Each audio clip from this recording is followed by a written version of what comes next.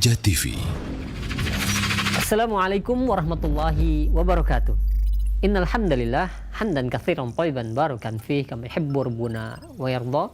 Asyhadu an la ilaha illallah wahdahu la syarikalah wa asyhadu anna Muhammadan abduhu wa rasuluhu amma ba'du. Ikhwatal Islam a'azakumullah, para pemirsa dan pendengar Roja dimanapun Anda berada, semoga Allah Subhanahu wa taala merahmati kita semua.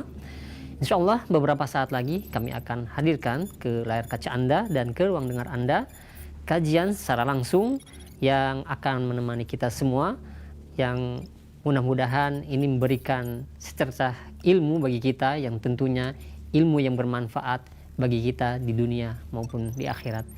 Dan kami ucapkan selamat menyimak, semoga bermanfaat.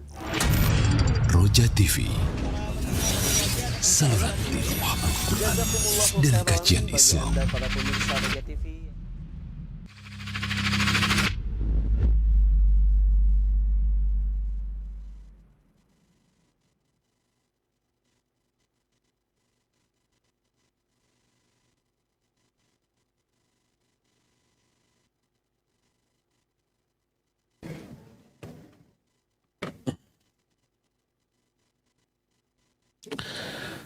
Bismillahirrahmanirrahim. Assalamualaikum warahmatullahi wabarakatuh. Alhamdulillahilladzi ba'atha fil ummiyina rasulan minhum yatlu alaihim ayatihi wa yuzakkihim wa yu'allimuhumul kitaba wal hikmah wa in kanu min qablu lafi dhalalin mubin. Wa asyhadu an la ilaha illallah al-malikul haqqul mubin. Wa asyhadu anna Muhammadan abduhu wa rasuluh sadiqul wa'dil amin. Wassalatu wassalamu ala asyrafil anbiya'i wal mursalin wa ala alihi wa ashabihi ajma'in wa man tabi'ahum bi ihsanin ila yaumiddin wa ba'd. Ikhwati fillah, azanillahu wa iyyakum. Baik hadirin jamaah Masjid Mu'adz bin Jabal di daerah mana ya teh? Jati Asih, Bogor welah.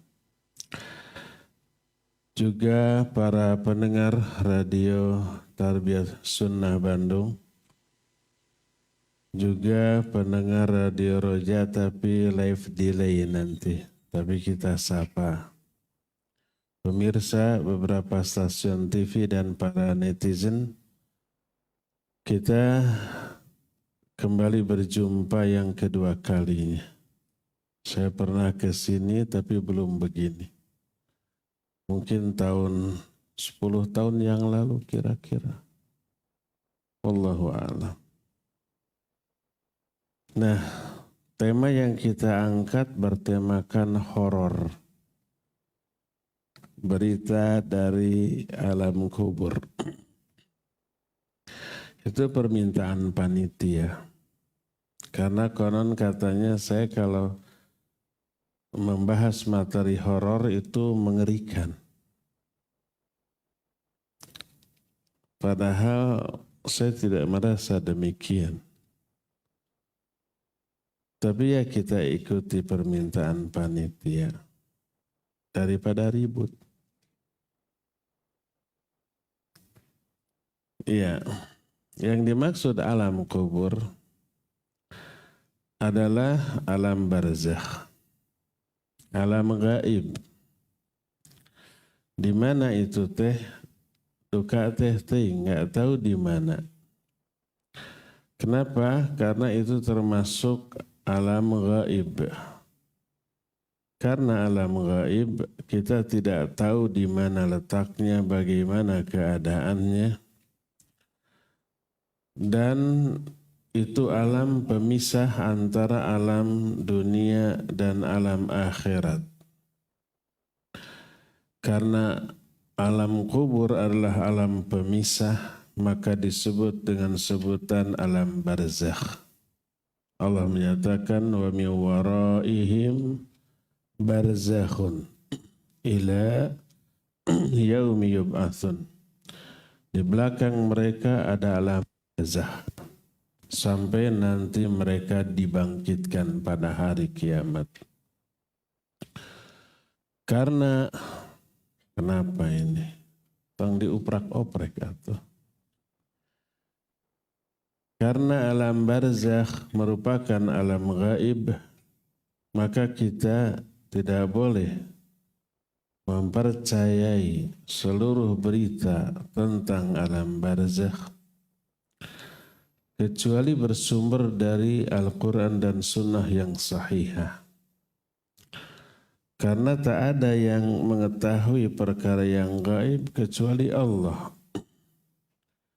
Allah menyatakan alimul ghaibi fala yudhiru ala ghaibihi ahadan illa man irtada min rasulin. Allah lah yang mengetahui perkara gaib. Ini surah Jin. Dan Allah tidak memberitahukan perkara gaib ini kepada siapapun kecuali kepada Rasul yang diridhoinya. Karena itulah Rasul SAW juga termasuk salah satu sumber berita tentang perkara-perkara gaib. Selain dari Allah dan Rasulnya tidak boleh kita percayai. Karena itulah disebut alam barzakh, alam gaib yang bernama alam barzakh, kadang disebut juga alam kubur. Kenapa? Karena umumnya orang yang mati dikuburkan. Umumnya. Walaupun tidak semua yang mati dikuburkan. Ada yang matinya dibakar.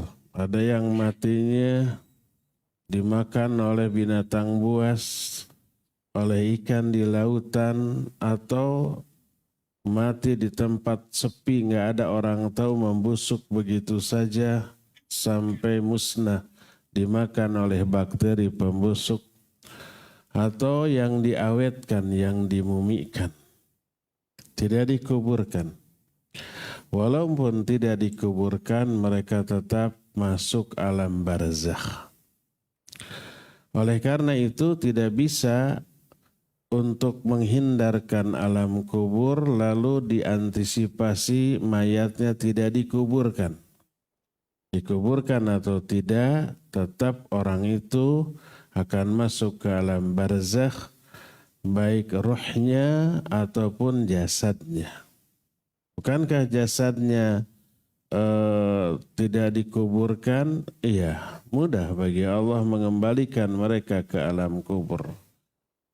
Nah, sekalipun dikuburkan kemudian hancur, tetap kelak ruh dan jasad akan kembali berjumpa di alam kubur dan hidup lagi dan menjalani kehidupan di alam kubur. Oleh karena itulah harus dibedakan antara alam kubur dengan kuburan. Kalau kuburan itu alam nyata, karena kita yang bikin, kita yang menggali, bisa kita rubah, bisa kita pindah. Ada kuburan yang kemudian berubah menjadi mall, menjadi apartemen, menjadi hotel, menjadi bangunan lain, ya banyak. Kemudian mayatnya dipindah ke tempat lain, itu kuburan. Kuburan bisa kita intervensi. Kuburan bisa kita rubah. Kuburan alam nyata. Maka antara kuburan dengan alam kubur dua hal yang berbeda. Karena itu kalau membuktikan alam kubur hanya dengan melihat kuburan, keliru besar. Orang-orang yang mengingkari adanya azab kubur hanya karena melihat kuburan. Nih ada orang soleh, kata hadis, orang soleh itu di alam kuburnya nanti meluas seluas sejauh mata memandang, dibukakan pintu menuju surga lalu mengalir bertiup angin surga dan aroma wangian surga. Nih kemarin ada orang soleh mati, yuk kita gali. Ternyata nggak ada perubahan, tetap aja 2 kali 1. Akhirnya diingkari, bohong itu penjelasan hadis. Bukan hadisnya yang bohong, dia yang keliru. Mengambil data kuburan untuk mengetahui alam kubur, nggak nyambung. Sebab kuburan alam nyata, sedangkan alam kubur disebut alam barzah, itu adalah alam gaib. Bagaimana kondisi di alam kubur? Sekali lagi, karena alam kubur alam barzah itu alam gaib, wajib kita merujuk kepada sumber berita yang terpercaya tentang perkara yang gaib, yaitu Al-Quran dan As-Sunnah. Ada beberapa kondisi tentang alam kubur. Pertama, alam kubur itu sangat mengerikan, sangat menakutkan. Mengerikan dan menakutkannya tak ada bandingannya dengan alam dunia ini.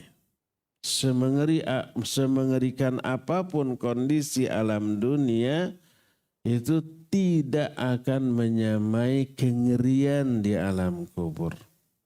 Sehingga diterangkan dalam beberapa hadis. Di antaranya Hani, kalau Hani di kita nama perempuan ya. Di sana di Arab itu nama laki-laki. Hani Maula Uthman bin Affan radhiyallahu an. Pembantunya, hamba sahayanya, kata Hani. Kana Uthman radhiyallahu an idza waqafa ala qabrin baka. Uthman bin Affan itu kalau berdiri di atas kuburan, dia menangis sampai jenggotnya basah. Menunjukkan tangisannya itu bukan sekedar kata orang Bogor mah cari nakdak, bukan. Apa bahasanya? Cari nakdak itu berkaca-kaca. Tapi pasti air matanya mengalir deras sampai jenggotnya basah. Utsman kalau berdiri di atas kuburan begitu, bukan menginjak kuburannya, bukan, tapi di sampingnya. Karena nggak boleh menginjak kuburan. Maka ada orang yang berkata, tadhkurul jannata wan nara fala tabki wa tabki min hadha. Engkau mengingat surga, mengingat neraka, nggak pernah nangis. Tapi engkau nangis karena berdiri di atas kuburan. Apa kata Utsman? Inna Rasul alaihi salatu wassalam qala innal qabr awwalu manzilatin min manazilil akhirah fa in naja minhu fama ba'dahu aisaru min wa illam yanju minhu fama ba'dahu asyaddu minhu. Karena aku pernah mendengar Rasul SAW bersabda, sesungguhnya alam kubur salah satu fase di antara fase-fase menuju akhirat. Siapa yang selamat dari alam kubur, selamat bisa menjawab fitnah kubur, selamat dari azab kubur, memperoleh nikmat kubur, maka proses selanjutnya lebih mudah dari dia. Siapa yang selamat dari azab kubur, dia akan selamat dari api neraka. Tapi siapa orang yang tidak selamat dari alam kubur, proses selanjutnya lebih berat dan lebih dahsyat daripada dia. Lalu dia melanjutkan, Rasul SAW pun bersabda, ma ra'aitu manzaran qat illa al-qabru afda'u minhu. Aku tidak pernah melihat satu pemandangan pun kecuali alam kubur jauh lebih mengerikan lagi daripada apapun yang pernah ada di dunia. Hadis ini sahih diriwayatkan oleh Imam At-Tirmidzi dan juga Imam Ibnu Majah serta Syekh Al-Albani dalam kitab Ta'liq alal Mishkat Masyabih menyatakan hadis ini sanadnya hasan. Sebagaimana yang juga beliau terangkan dalam kitab Sahih Al-Jami'us Shaghir. Karena itulah diceritakan dalam riwayat. Riwayat ini dari Al-Barra bin Azib radhiyallahu anhuma. Riwayat Imam Ahmad At-Tirmidzi dengan sanad yang sahih. Apabila orang mukmin masuk ke alam kubur, bisa menjawab pertanyaan, lalu diperlihatkan kepada orang mukmin ini surga. Salah satu nikmat kubur, salah satunya ini, bukan satu-satunya. Di alam kubur diperlihatkan surga, tempat dia tinggal. Dikatakan oleh para malaikat itu tuh tempat tinggalmu nanti di akhirat. Maka melihat itu di sana ada istana yang sangat megah.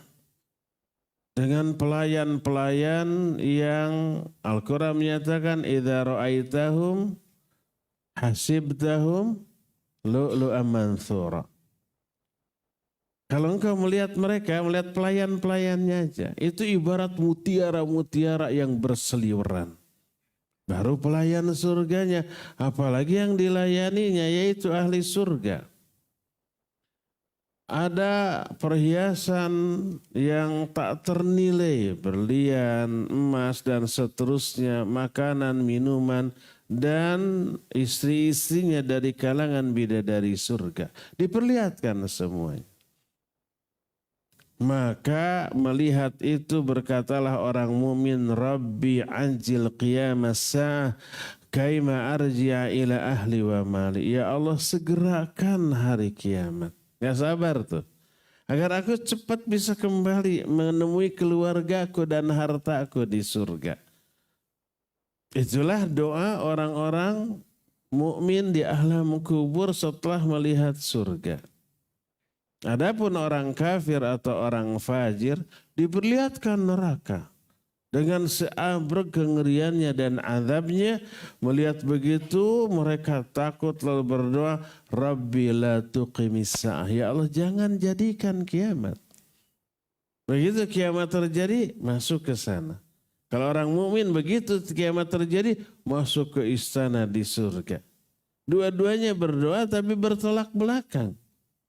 Orang mukmin berdoa, ya Allah segerakan kiamat. Orang kafir atau fajir berdoa, ya Allah jangan jadikan kiamat. Saya tanya, doa siapa yang dikabul? Orang mukmin atau orang kafir? Gak ada yang dikabul. Kiamat itu terjadinya bukan karena doa mereka. Sudah ditetapkan waktunya yang hanya Allah subhanahu wa ta'ala yang tahu. Tapi ini mencerminkan perasaan mereka. Orang mukmin itu gemes ingin segera melihat sesuatu yang menakjubkan, ingin segera dia memasukinya. Makanya berdoa, ya Allah segerakan kiamat, ya Allah segerakan kiamat. Inilah gambaran pertama tentang alam kubur yang mengerikan. Kedua, semengerikan apa? Coba perhatikan keterangan berikut. Alam kubur bisa terbayang gelap. Poek mongkleng buta rata. Teka tinggali curug-curug acan.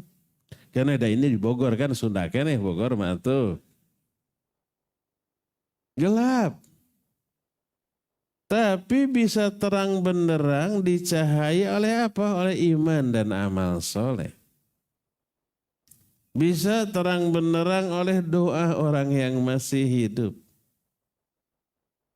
Sebagaimana diterangkan dalam salah satu hadis. Hadis ini sahih riwayat Imam Bukhari dan Imam Muslim. Ada seorang wanita yang sehari-hari menyapu masjid. Tapi tidak pernah dipel.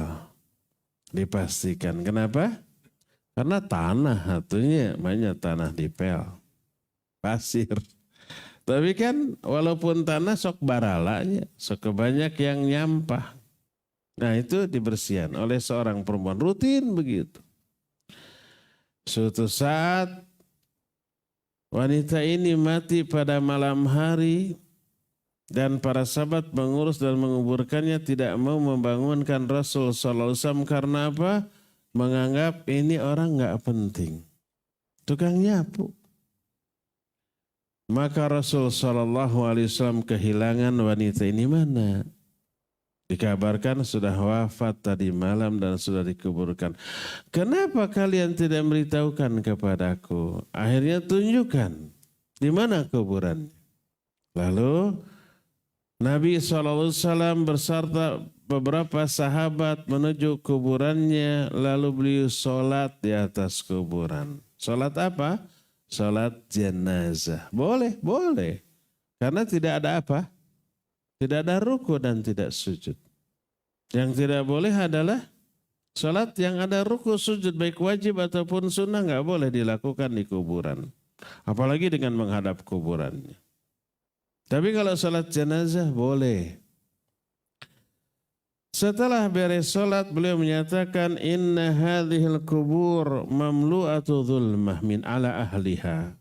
Wa inna Allah azza wa jalla yunawwiruha lahum bisolati alaihim. Sesungguhnya alam kubur ini dipenuhi dengan kegelapan bagi para pemeluknya, bagi para penghuninya. Dan Allah Azza wa Jalla menerangi alam kubur ini bagi mereka dengan sholat ke atas mereka. Apa yang dijelaskan oleh banyak Al-Quran tentang cahaya. Seperti umpamanya dalam surah Al-Hadid, yauma taral muslimina, yauma taral mu'minina wal mu'minati yas'a nuruhum baina aidihim wa bi aimanihim.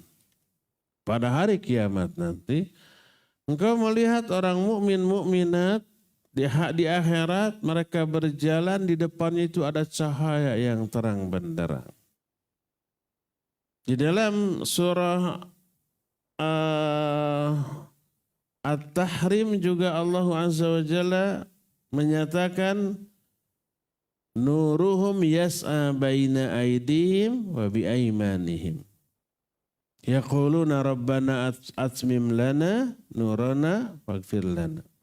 Jadi cahaya itu berjalan di depan mereka, di depan dan di sebelah kanan mereka.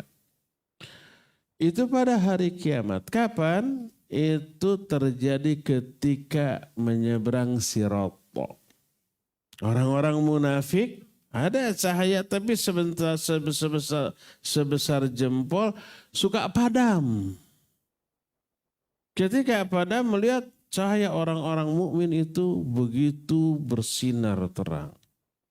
Lalu mereka teriak, tunggu, kami ikut nebeng bersama cahaya kalian. Allah menyatakan, yauma yaqulul munafiquna wal munafiqat lilladzina amanu nzuruna naqtabis min nurikum. Qila rji'u wara'akum faltamisu nura. Pada hari kiamat nanti berkatalah munafik laki-laki dan perempuan kepada orang-orang beriman, tunggu kami ikut kepada cahaya kalian. Tapi dijawab, qila rji'u wara'akum faltamisu nura. Mundur lagi kamu ke belakang, cari cahayamu sendiri.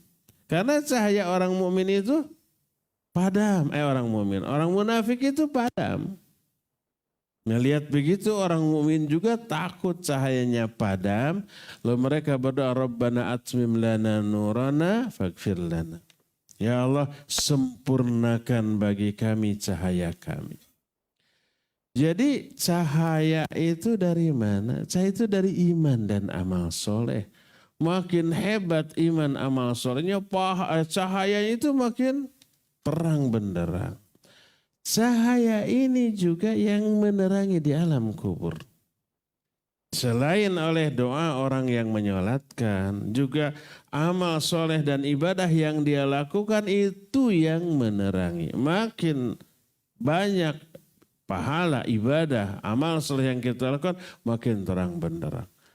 Tapi kalau makin sedikit, apalagi tidak melakukan ibadah dan amal soleh, tetaplah awal alam kubur itu menjadi alam yang sangat gelap bagi orang-orang yang menghuni di sana.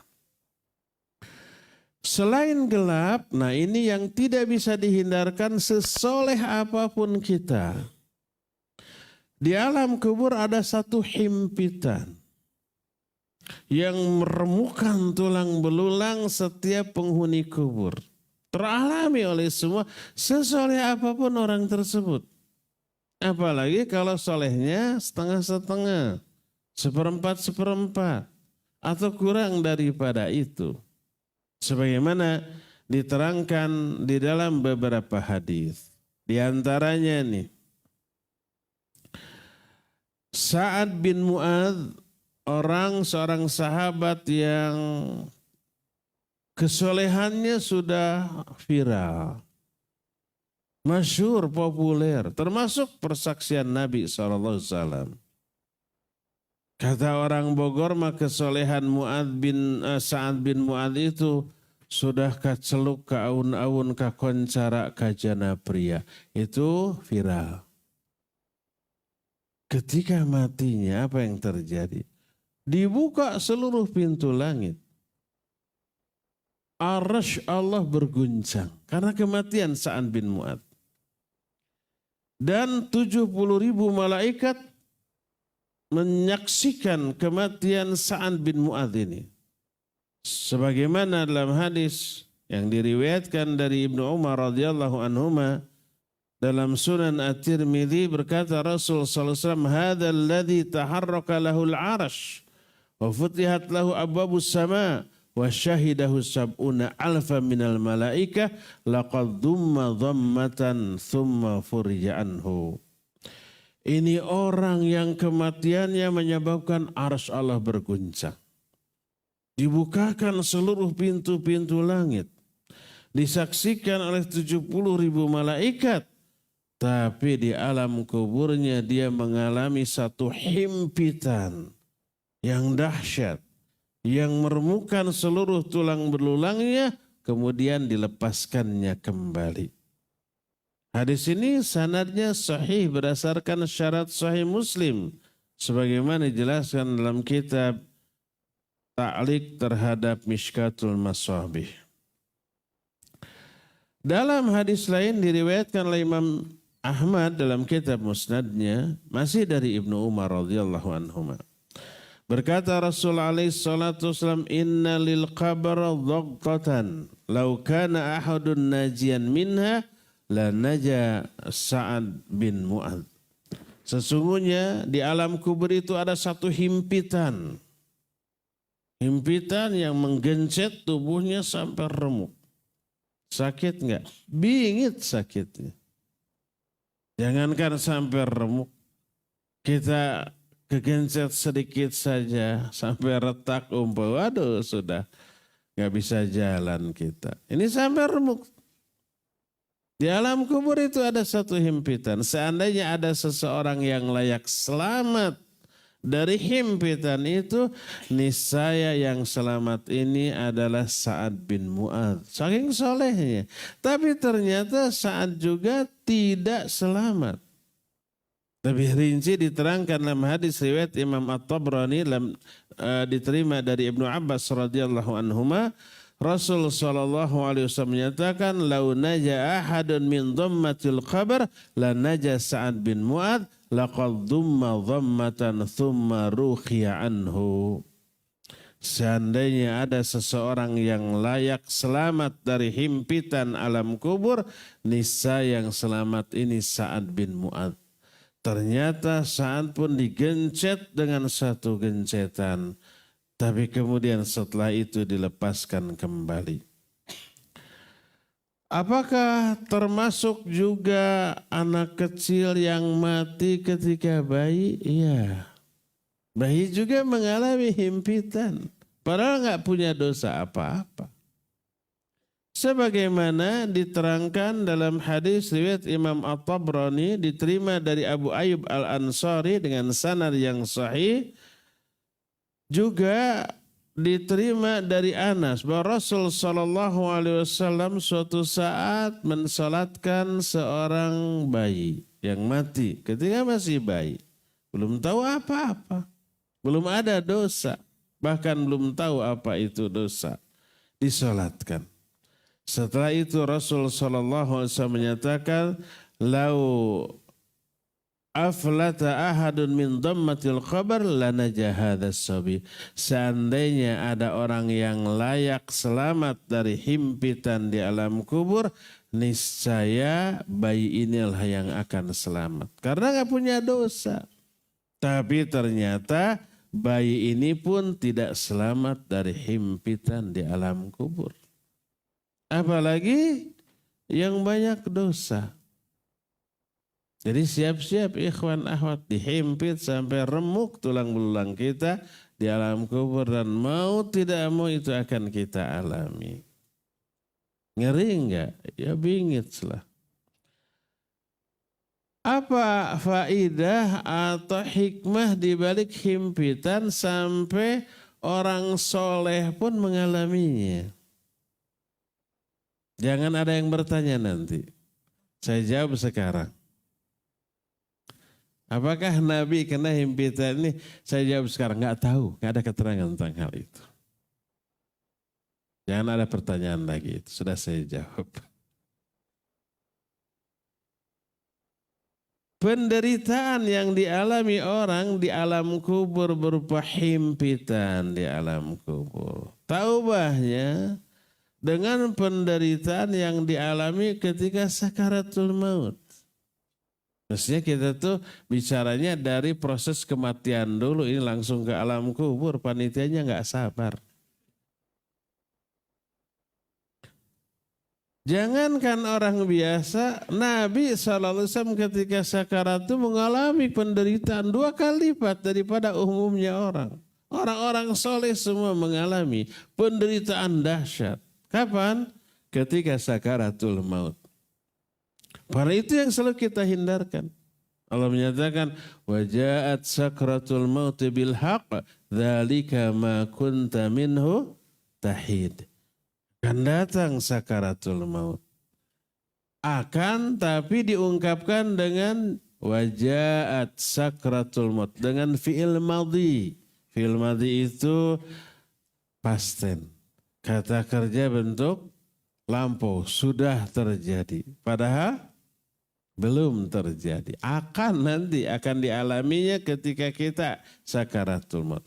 Tapi diungkapkan dengan fi'il madhi. Maknanya pasti. Seolah-olah ini sudah terjadi karena saking pastinya. Padahal belum terjadi.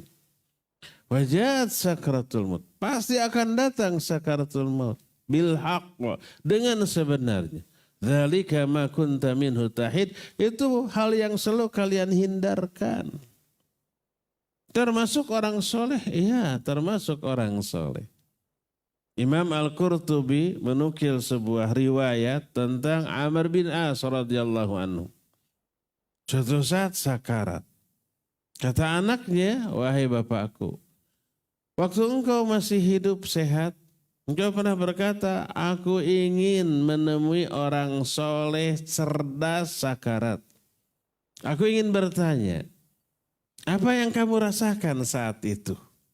Ingin tahu gimana dahsyatnya sakaratul maut.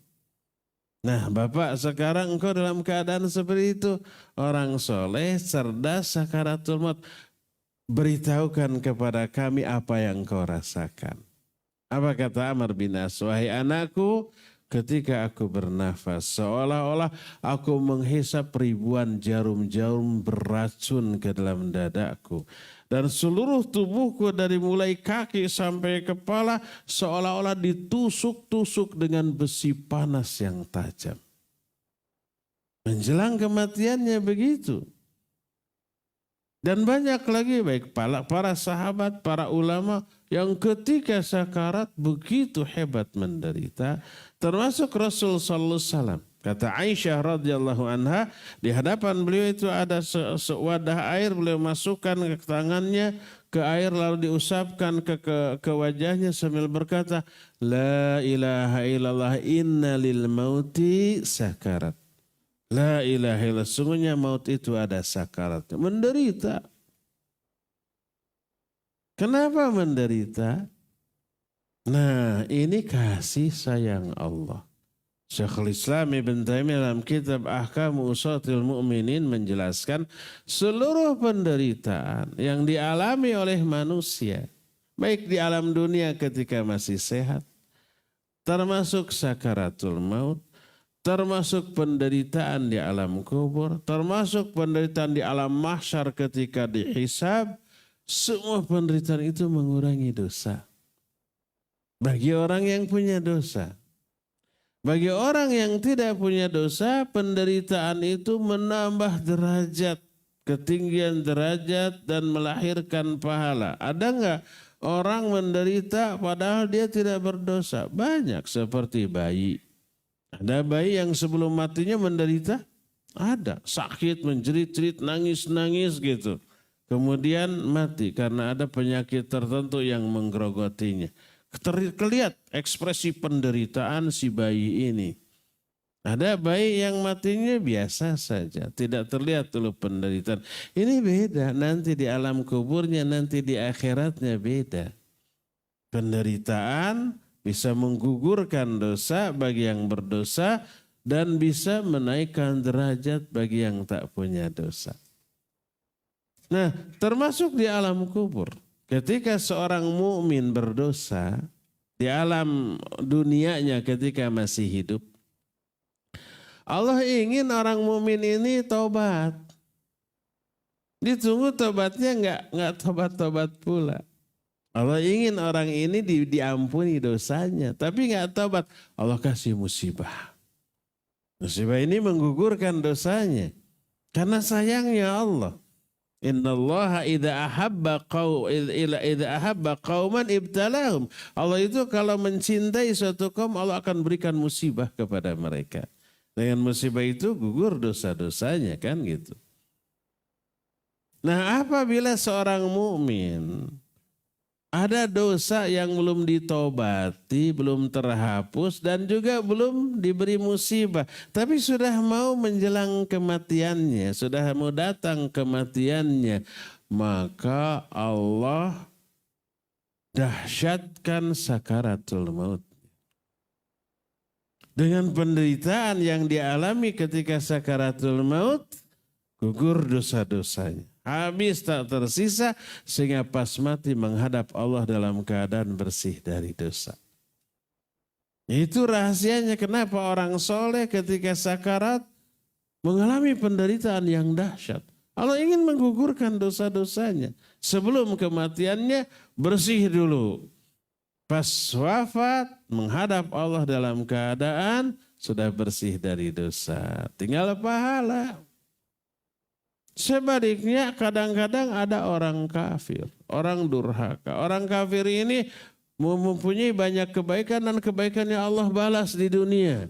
Diberi harta yang melimpah, diberi kekuasaan, pangkat, jabatan, popularitas, pendukung yang banyak. Itu balasan Allah di dunia atas kebaikan mereka. Ada orang kafir yang kaya?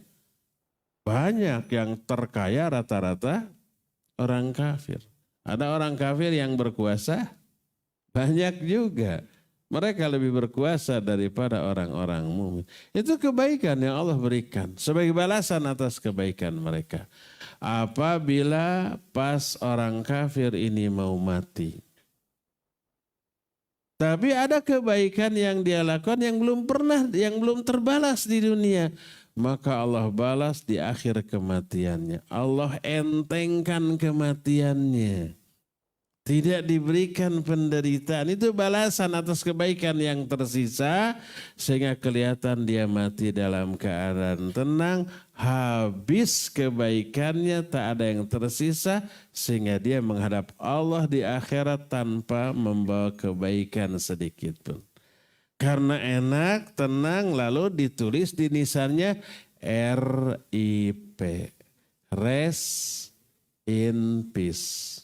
Istirahat dalam damai. Disangkanya istirahat di sana padahal babak belur. Nah, termasuk himpitan di alam kubur itu kasih sayang Allah. Untuk mengurangi dosa-dosa yang masih tersisa tuh.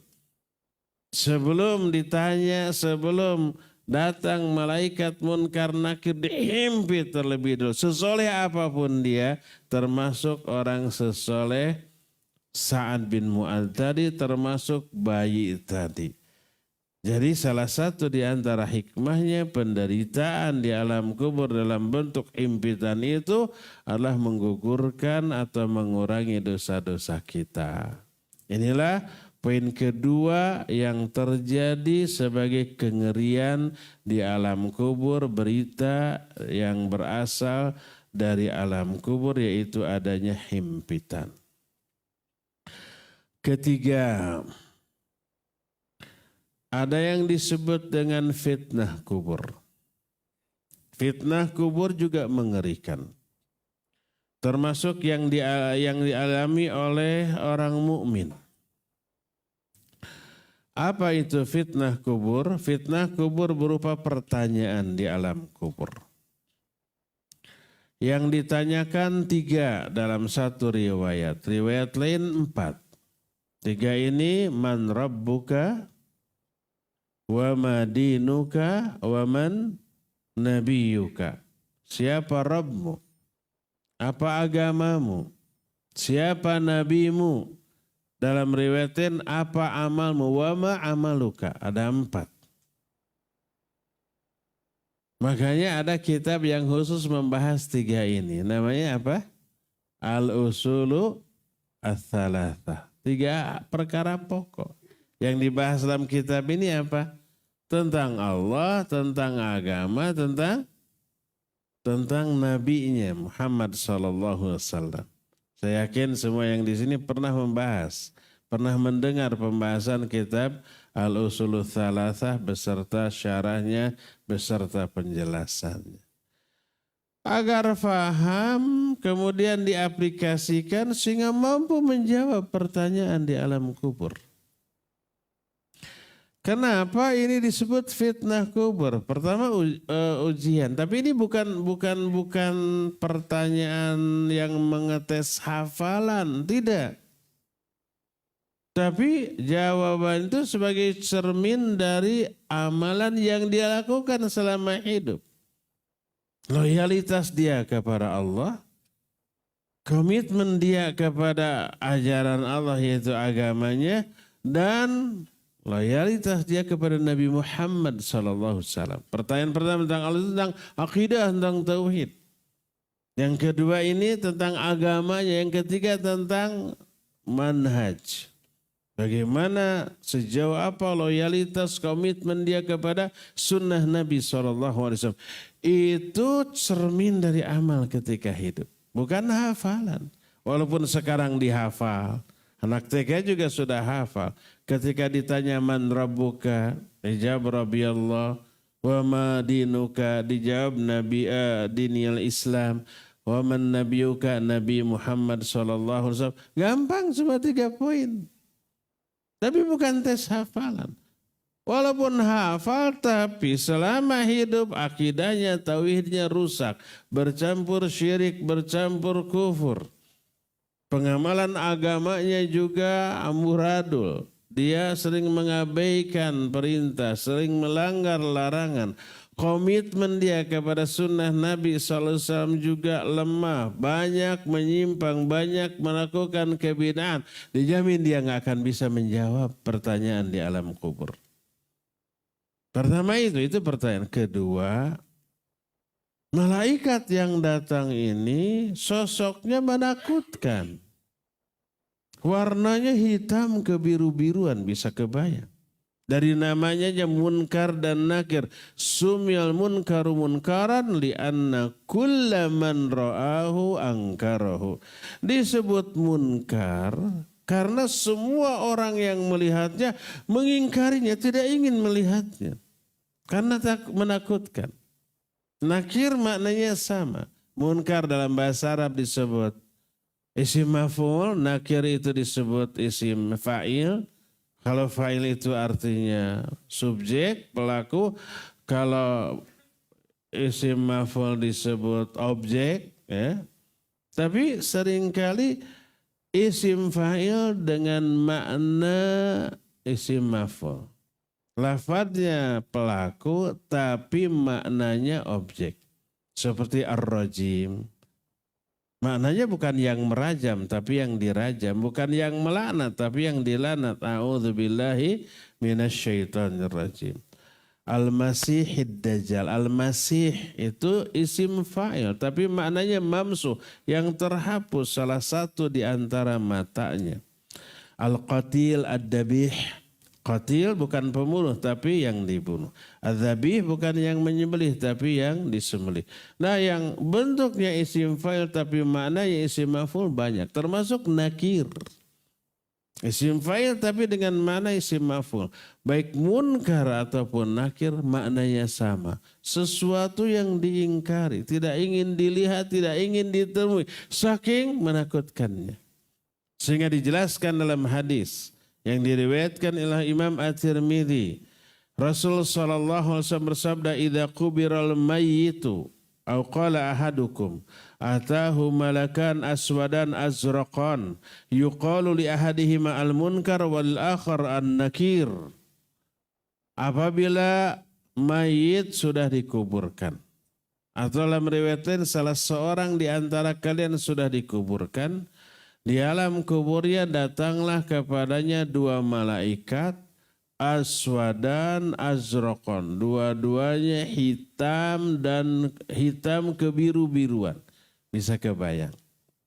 Yang satu disebut munkar, yang satu disebut nakir. Dalam riwayat lain syadidal intihar. Dari Al-Barra bin Azib, fayatihi malakan syadidal intihar fayantahiranihi.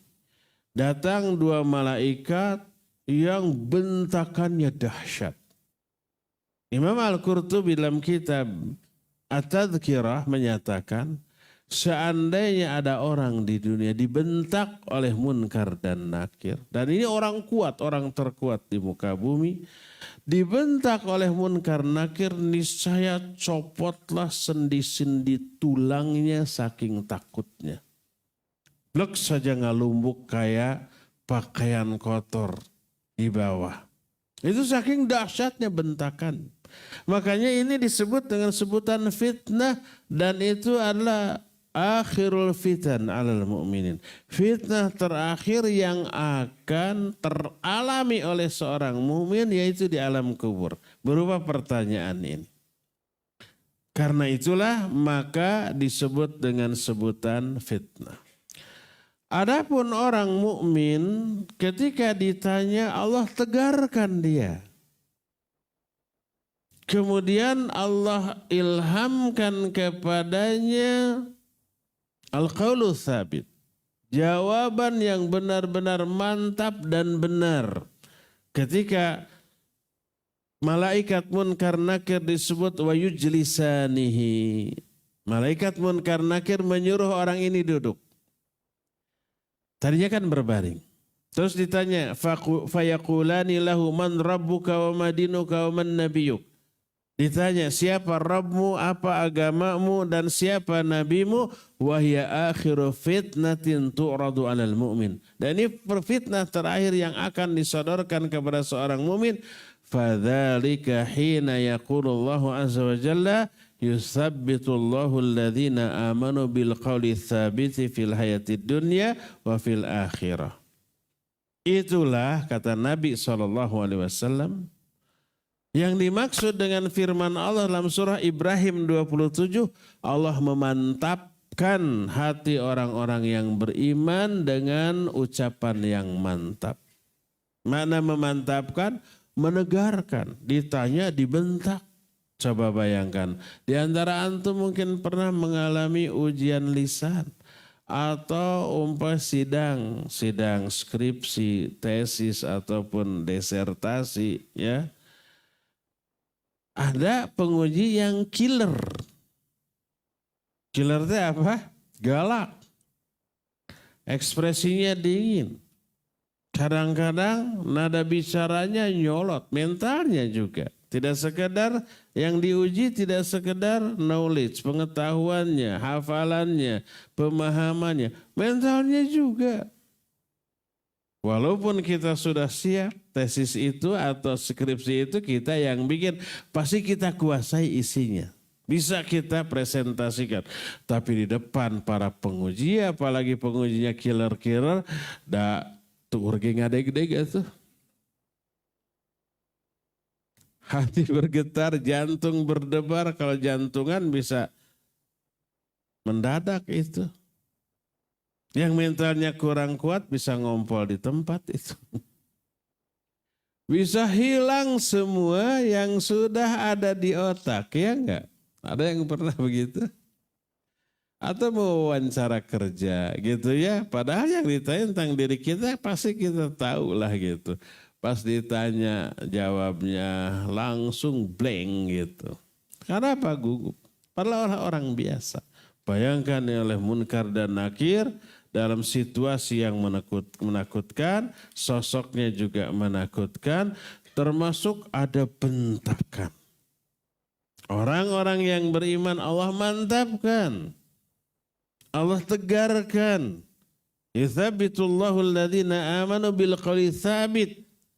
Allah mantapkan, Allah tegarkan, lalu Allah ilhamkan untuk memberikan jawaban yang mantap. Itu al-qaulu tsabit. Ayat ini kata Nabi SAW berbicara tentang fitnah kubur. Bagaimana orang mukmin dimantapkan ketika menjawab pertanyaan. Lalu dia menjawab, Rabbi Allah wa diniyal Islam wa Nabi Muhammad sallallahu alaihi wasallam. Lalu terdengar suara dari langit, fayunadi munadim minas sama. Ini jangan diukur oleh akal. Masa kan di alam kubur nggak kedengaran dong kalau suara dari langit. Kita yang lebih dengar kan gitu. Itu oleh otak, oleh akal dia. Ini alam gaib. Bagaimana keadaan di sana kita nggak tahu. Percaya tidaknya itu cermin iman tidaknya kita kepada perkara gaib yang Allah jelaskan dalam Quran dan hadis yang sahih. Makanya salah satu ciri orang bertakwa adalah alladzina yu'minuna bil ghaib. Orang yang beriman kepada yang gaib. Yang nggak beriman, nggak percaya, pasti diotak-atik oleh otak-otaknya. Dikiranya otaknya itu penentu kebenaran. Dikiranya otak itu mampu mengetahui segala hal. Enggak, jangankan untuk urusan alam barzah, alam gaib, untuk urusan alam dunia saja banyak perkara yang kita tidak bisa jangkau dengan akal kita sama sekali. Ada sihir, seperti bentuknya macam-macam santet kayak gitu ya. Itu nggak bisa diotak-atik. Di Bandung itu dulu tahun berapa? 90-an atau 80-an. Pernah ada orang yang dirawat di rumah sakit Hasan Sadikin. Di ronsen, di situ banyak penitik dan paku. Wah, ini harus dioperasi, kata dokter. Tapi si keluarga enggak, ini bukan penyakit sembarangan. Ini kata dokter pasti orang ini tadi nelen penitik dan paku tanpa sadar. Nah, mereka kan rasional ya. Harus dioperasi, diobservasi dulu, dilihat, dirawat. Di ronsen lagi, tadinya yang penitik ini terpisah-pisah, sekarang jadi terhubung. Antet gitu. Kata keluarganya, apakah tadi, ini kan dalam pengawasan dokter dan perawat, tadi orang ini nyusun dulu penitik, terus ditelan gitu. Taluk sih, dokternya juga sudah taluk gitu. Gak bisa dijangkau dengan akal. Padahal itu masih alam dunia gitu ya. Terlebih kalau menyangkut alam masih di dunia tapi beda alam seperti alam malaikat, alam jin dan seterusnya, itu tidak bisa kita jangkau. Maka wajib kita yakini masuk akal atau tidak selama itu bersumber dari wahyu. Nah termasuk ini, fayunadi munadim minas sama. Kisah yang tadi masih ada lanjutannya tuh, tapi bukan itu materi kita, itu nanti lagi. Bisi penasaran nanti lagi. Kisah yang ada penitik tadi, ada endingnya itu, tapi nanti. Ada suara yang berseru dari langit. Dipastikan nih suara Allah, melihat kontennya, melihat isinya. Apa isinya? An sadaqa abdi. Bahwa hambaku ini telah benar dalam menjawab. Terus setelah itu apa? Fa'afrishu minal jannah. Wa'albisu minal jannah. Wa'aftahu lahu baban ilal jannah. Maka hamparkan bagi orang ini hamparan dari surga. Berikan pakaian kepada orang ini pakaian dari surga dan bukakan pintu menuju surga. Dibuka maka bertiup angin surga dan aroma wangian surga. Kayak apa? Ah, nggak terbayangkan. Pokoknya sejuk, enak, nyaman, menyenangkan gitulah. Lalu diluaskanlah di alam kuburnya seluas sejauh mata memandang. Tidak sumpek lagi, tidak sempit lagi, tidak gelap lagi, tidak kotor lagi, tapi berubah keadaannya. Dan ini di alam kubur, bukan di kuburan. Nah, ini salah satu di antara bentuk nikmat kubur. Tadi sudah dijelaskan salah satu bentuk nikmat kubur diperlihatkan surga ya. Yang keduanya diluaskan seluas sejauh mata memandang. Yang ketiga ini ada hamparan kasur atau permadani atau apalah yang dari surga yang tidak akan ada yang semewah itu yang ada di semewah apapun karpet kasur di dunia. Berapa harganya? Ada yang 100 juta? Mungkin ada. Seempuk apa, seenak apa. Gak ada apa-apanya dibanding apa yang dibawa dari surga untuk penghuni alam kubur bagi orang-orang yang beriman. Kasih juga pakaian dari surga. Bukakan pintu menuju surga. Kemudian bertiup anginnya.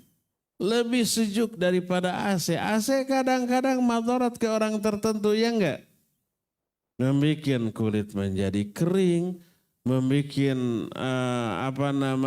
yang tadinya sehat menjadi bersin terus flu terus karena cuacanya, karena hawanya terlalu dingin. Ini ada madaratnya kalau di sana enggak. Ya aroma mewangiannya Masya Allah. Enggak ada bandingannya dengan dunia. Ya, inilah nikmat kubur yang Allah berikan kepada orang-orang mukmin yang semoga Allah memasukkan kita semuanya ke dalam golongan orang mukmin yang akan memperoleh nikmat kubur, terhindar dari azab kubur dan bisa menjawab pertanyaan di alam kubur. Adapun kalau orang itu orang fajir atau orang durhaka, orang kafir, maka mereka akan menjawab, ha la adri. Apa? Aku tidak tahu. Ketika ditanya man rabbuka, wa ma dinuka, wa man nabiyuka, dia bilang, aku tidak tahu. Apa kata malaikat? Malaikat langsung menyatakan, la daraita wa la talauta. Kamu tidak tahu, karena dulu kamu tidak pernah membaca, mana tidak pernah belajar. Tidak baca Quran Sunnah atau tidak mendengarkan kajian Quran Sunnah, tidak peduli tentang Allah dan syariatnya. Makanya ketika di dunia dia tidak kenal Allah, tidak kenal syariatnya, kehidupannya itu tunggul dirurut, catang dirumpak, membabi buta. Semua larangan dilanggar hanya karena menyenangkan. Semua larangan yang Allah larangkan menyenangkan ya. Semua yang Allah perintahkan diabaikan karena berat.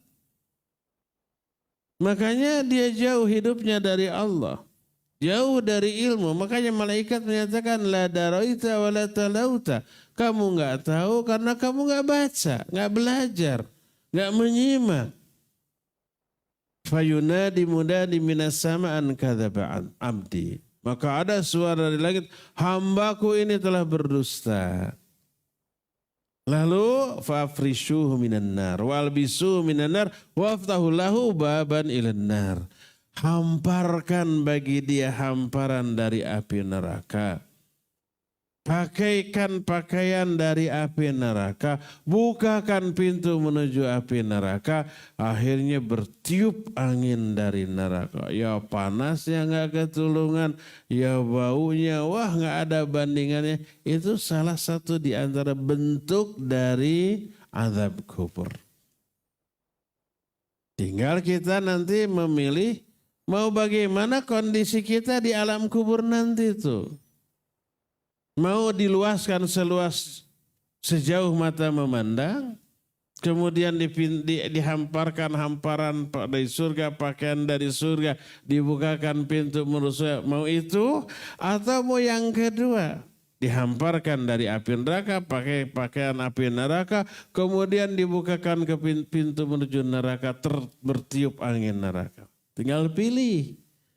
Pilihan itu kita harus tetapkan sekarang. Kalau memilih ingin memperoleh nikmat kubur, pilih jalan yang kanan. Laksanakan semua perintah Allah, jauhi semua larangannya. Perintahnya jangan hanya terbatas kepada yang wajib, tapi juga yang sunnah. Lakukan apa yang menjadi moto orang Sunda, termasuk orang Bogor, fardu kalaku, terus sunnah kalampah.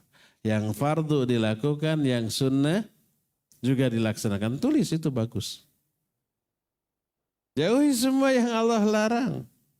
Jauhi semua yang Allah haramkan. Jauhi semua yang bisa mengundang murka dan azab Allah. Jauhi semua yang bisa menyebabkan kita, naudzubillah, terseret kepada azab kubur. Pilihan ditetapkan dari sekarang beserta jalan yang menuju ke sana. Inilah berita dari alam kubur yang ketiga. Jadi yang pertama ada apa? Gelap, ya enggak? Mengerikan. Terus ada apa tadi? Yang ketiga himpitan. Yang keempatnya ada fitnah kubur. Yang kelimanya yang mengerikan ada azab kubur. Nah sekarang apa saja bentuk-bentuk nikmat kubur dan bentuk-bentuk azab kubur. Ini masih berita tentang alam kubur. Sayang waktunya tinggal 14 menit lagi. Yang tersisa. Itu untuk tanya jawab. Jadi materi yang selanjutnya tentang bentuk-bentuk nikmat kubur dan azab kubur akan dibahas pada pertemuan yang akan datang mungkin oleh ustadz lain di sini. Jadi puas tidak puas, selesai tidak selesai, kita harus akhiri sampai di sini. Dan kita masuki sesi tanya jawab untuk 13 menit waktu yang tersisa. Semoga Allah Azza wa Jalla bisa mempertemukan kita kembali di masa yang akan datang. Wa sallallahu ala nabiyina Muhammadin wa ala alihi wa ashabihi wassalam. Saya persilakan ke pemandu acara untuk memandu tanya jawab dengan peserta. Fadhal.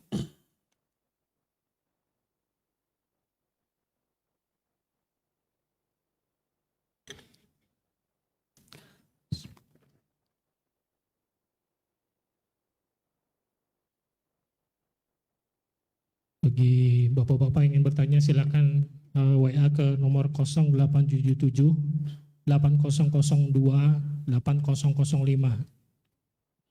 Kami ulangi 0877 8005 8002 8005. Sekali lagi 0877 8002 8005.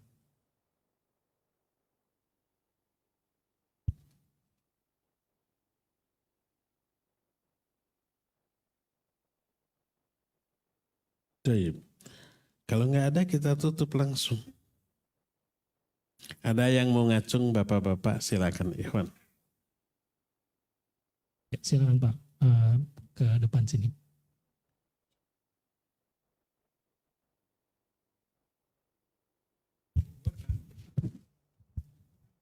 Kan mencerminkan nantinya kita tuh akan di surga atau di neraka begitu Ustaznya.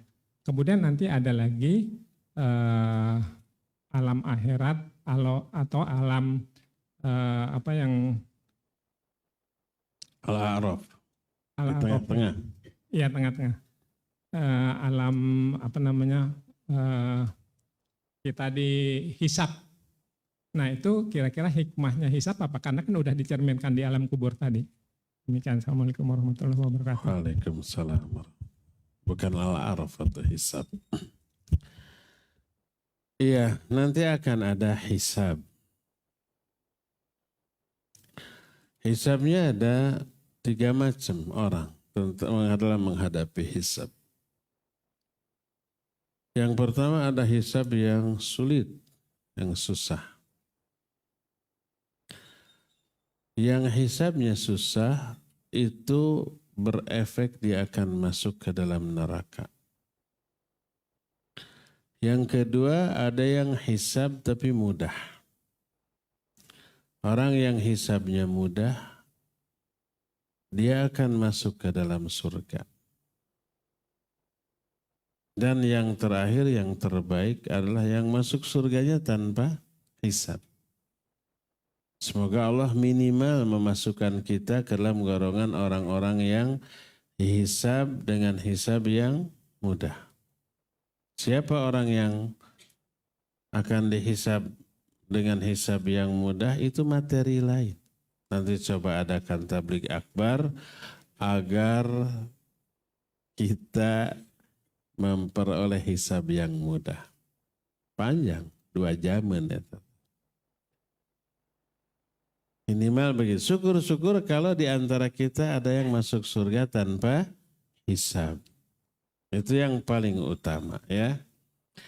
Nah, bagaimana hisab itu teralami? Hisab dalam bentuk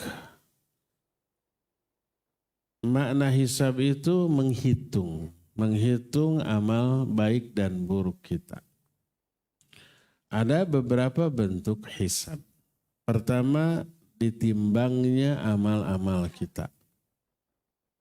Kalau lebih berat kepada amal baik, dia selamat. Amal buruknya terhapus. Fa amma man thaqulat mawazinuhu fahuwa fi 'ishatir radiyah. Wa amma man khaffat mawazinuhu fa ummuhu hawiyah. Jadi masuk surga atau nerakanya itu tergantung hasil timbangan. Bukan ditetapkan oleh 1-2 jenis amalan. Sehingga apabila kita umpama menjelaskan orang yang melakukan begini-begini menurut ayat, menurut hadis neraka. Mana itu ancaman, bukan vonis. Sehingga kalau orang melakukan suatu perbuatan yang terancam neraka, apakah dia pasti ke neraka? Belum tentu. Nanti di neraka atau surga itu dikalkulasikan dengan seluruh amalan. Umpamanya pelaku ghibah, diancam dengan azab. Di alam kuburnya orang yang ghibah itu kukunya panjang lalu dia cakar-cakarkan. Orang yang berdusta di kuburnya nanti akan ditusuk dari rahang tembus ke tengkuk. Terus sampai kiamat begitu. Ini ancaman, bukan vonis, bukan pasti. Yang memastikan nanti hasil hisab. Akumulasi dari semua amalan. Karena masing-masing kita suka melakukan amalan yang dijanjikan surga. Seperti umpamanya orang yang memelihara sholat rawatib 10 atau 12 rakaat akan Allah siapkan apa? Istana di surga. Orang yang bangun masjid Allah akan bangunkan satu istana di surga. Tapi orang yang begini suka ghibah juga, suka berdusta juga, suka melakukan dosa dengan ancaman neraka. Dia suka melakukan amalan dengan janji surga, sekaligus suka melakukan amalan yang terancam dengan neraka. Jadi dia ke surga atau ke neraka? Nanti ditimbang.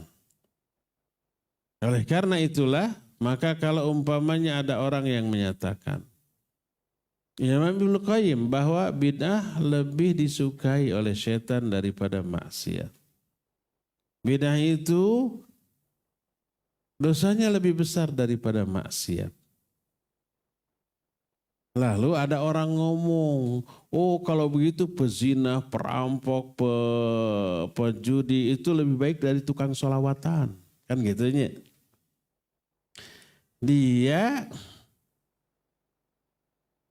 Saya tidak ingin mengatakan bodoh, kurang cerdas. Kenapa? Karena baik buruknya seseorang tidak hanya dilihat dari 1-2 amalan, tapi dari keseluruhan amalan. Kalau umpamanya dikatakan bahwa bid'ah itu lebih besar, lebih buruk daripada maksiat, lalu disimpulkan kalau begitu pezina, pemabuk, penjudi, perampok, pembunuh lebih lebih baik daripada yang tukang sholawatan di masjid gitu. Itu dia menyimpulkan dengan 1-2 data yang tidak cukup. Baik buruknya seorang dilihat dari amal keseluruhan. Bukan dari itu saja. Tapi kalau hanya dibandingkan antara bidah dengan maksiat, bidah lebih besar. Nah, mungkin saja ada orang yang melakukan kebidahan. Tapi dia melakukan ibadah-ibadah lain yang diterima oleh Allah. Dia infak, dia sedekah, dia berakhlak mulia. Dalam ibadah lain dia sesuai dengan sunnah hanya 1-2 dia melakukan kebidahan. Dikalkulasi itu. Nah ini ada ahli maksiat. Selain ahli maksiat juga tidak sholat umpamanya. Selain ahli maksiat juga dia itu akidahnya buruk umpamanya. Ya dia lebih buruk daripada orang tadi. Jadi baik buruknya orang tergantung keseluruhan amal, bukan 1-2 amalan. Tapi kalau membandingkan amal satu persatu, ya ini bid'ah lebih besar daripada maksiat. Karena kalau bid'ah itu kejahatan kepada Allah dan Rasulnya, kalau maksiat kejahatan dengan kepada sesama manusia. Makanya dianggap lebih besar. Jadi kalau memperbandingkan 2 jenis amalan yang ini dengan yang ini lebih besar daripada ini. Tapi kalau memperbandingkan orangnya, tidak bisa dilihat dari 1-2 jenis amalan, tapi dari keseluruhan amalan. Itu maksudnya ya.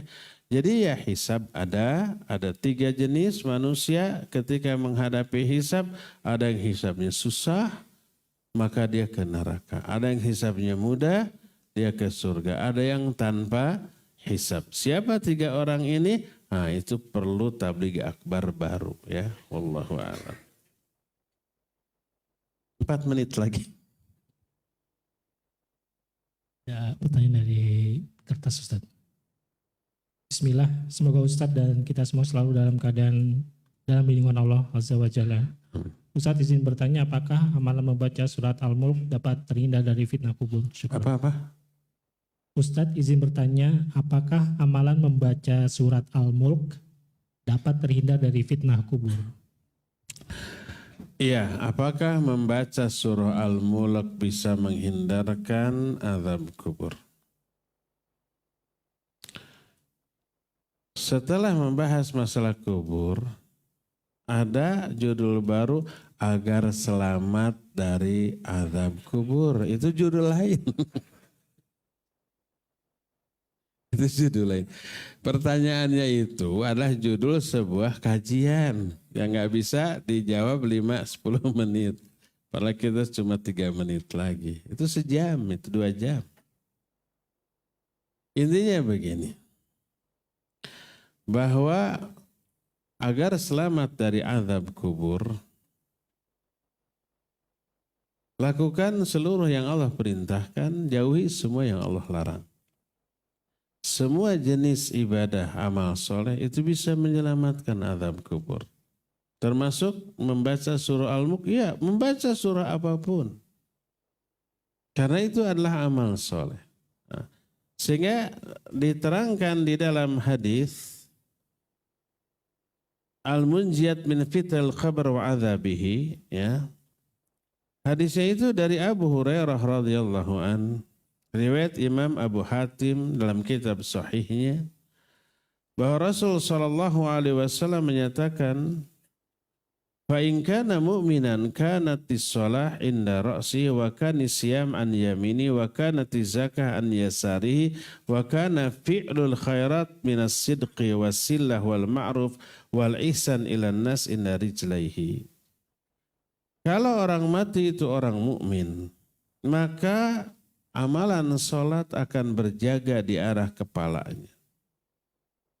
Amalan saum akan berjaga di kanannya, zakat di kirinya, melakukan perbuatan baik seperti sedekah, silaturahmi, amar ma'ruf nahi munkar, berbuat kebaikan, itu berjaga di arah kedua kakinya.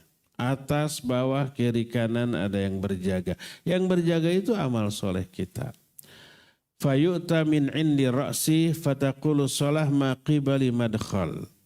Thumma yu'ta min an yaminihi fayaqulu siyam ma qibali madkhal. thumma yu'ta an yasari fataqulu zakah ma qibali madkhal, thumma yu'ta min qibali rijlaihi fayaqulu fi'il khairat ma qibali madkhal. Datanglah azab kubur dari arah kepalanya. Maka berkatalah sholat, tidak ada jalan masuk bagi kamu di arah yang aku jaga ini. Datanglah azab kubur dari sebelah kanannya. Maka berkata som, nggak ada jalan masuk dari arahku ini. Datang dari arah kiri, kata zakat nggak ada jalan masuk, dijaga. Datang dari arah kakinya, maka semua perbuatan baik dia kepada sama manusia berjaga, nggak ada jalan masuk dari arahku ini. Akhirnya termundur kembalilah azab kubur tersebut. Ya, nah ini menunjukkan seluruh jenis ibadah amal soleh apapun bentuknya bisa menyelamatkan kita dari azab kubur. Itulah intinya ya. Wallahu a'lam bishawab. Bonus terakhir.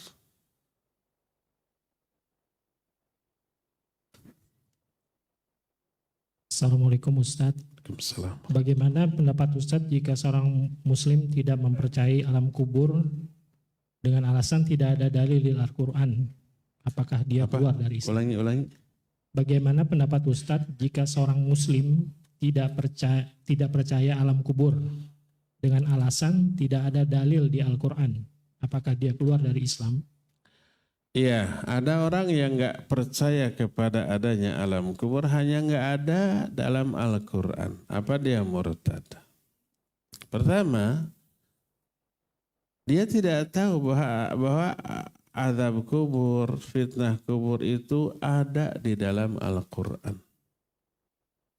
Mungkin dia tidak menemukan atau tidak mencari, maka nggak tahu, atau mencari tapi salah karena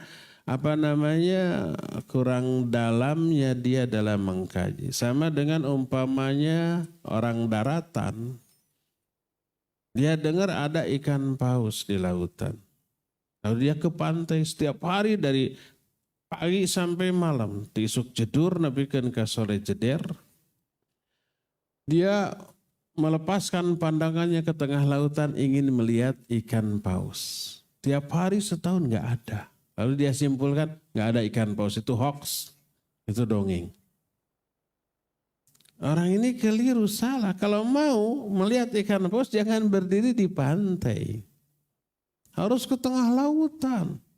Di tengah samudra yang dalam sok nyelam. Biasa dia dicaplok sama ikan paus nanti.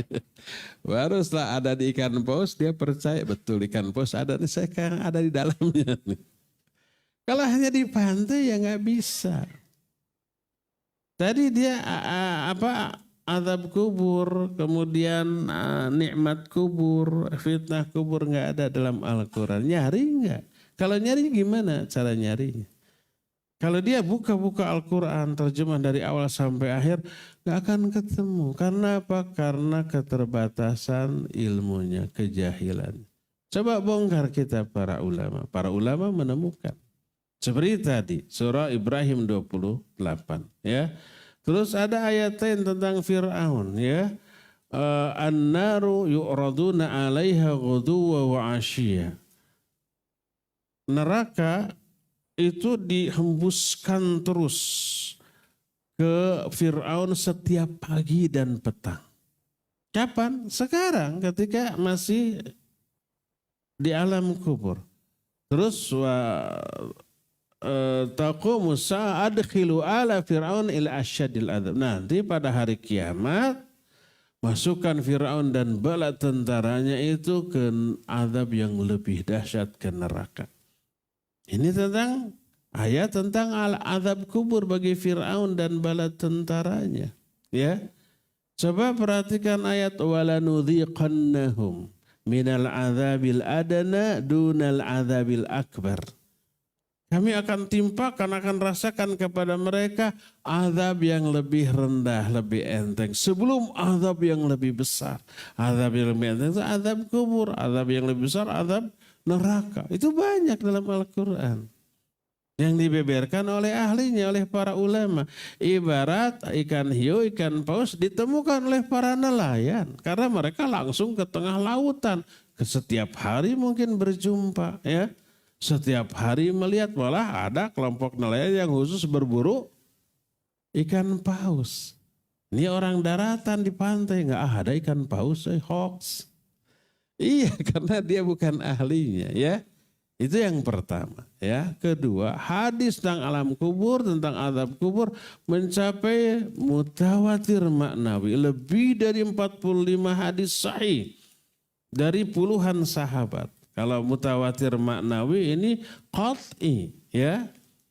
Oleh karena itulah maka kalau ada orang yang mengingkari adanya alam kubur, lihat alasannya. Kalau dia mengingkari ayat dan hadisnya, dia kufur karena pengingkaran kepada ayat dan hadis. Kedua, kalau dia mengakui ayat dan hadis benar, lalu dia takwil kepada makna yang lain, dia tetap mukmin, tapi mukmin yang ahli bid'ah. Tukang takwil itu rata-rata terjerumus ke dalam kebid'ahan dalam masalah akidah, ya. Yang ketiga, kalau dia mengingkari karena kebodohan kayak tadi, dimaklumi dia tetap muslim, tapi muslim bodoh yang melahirkan kebid'ahan dan dosa-dosa besar, ya. Jadi kalau dia menyatakan karena kebodohannya nggak ada alam kubur, dia masih muslim. Tapi kalau ada, ya ini ayat, tapi saya nggak percaya kepada ayat ini. Saya nggak percaya kepada hadis tentang alam kubur karena nggak bertolak, karena nggak masuk akal. Dia bisa kufur karena menolak ayat dan hadis yang gamblang menjelaskan masalah itu. Wallahu a'lam. Bonus satu lagi.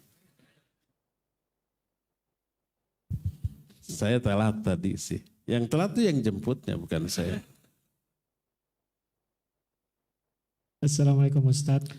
Apakah himpitan itu berbeda-beda penderitaan yang berdosa dan yang tidak punya dosa? Himpitan di alam kubur tidak diterangkan berbeda antara yang soleh dengan yang salah. Tadi Sa'ad bin Mu'adz sesoleh itu dapat himpitan. Bayi juga dapat himpitan. Apalagi yang lain-lain, ya. Batasannya sama sampai remuk tulang belulangnya. Jadi sama semua, tidak ada nas yang membedakan. Dan itu fungsinya salah satunya adalah mengurangi dosa, karena itu membuat orang yang mengalaminya menderita. Jadi kata Ibn Taimiyah, penderitaan yang dialami oleh orang baik ketika di dunia, ketika sakarat, termasuk ketika di alam kubur, termasuk ketika penderitaan di alam mahsyar, itu sudah mengurangi dosa-dosa orang itu. Jadi setelah tersaring dengan beragam penderitaan dari proses itu, orang masih tetap ke neraka, menunjukkan dosanya memang kegedean. Tidak bisa terkurangi dengan semua proses penderitaan yang dijalani. Cukup ya sampai di sini. Semoga di lain kali kita bisa lebih luang lagi waktunya dan lebih lama lagi kita kajiannya. Wa sallallahu ala nabiyina Muhammadin wa ala alihi wa ashabihi wasallam. Wassalamualaikum warahmatullahi wabarakatuh.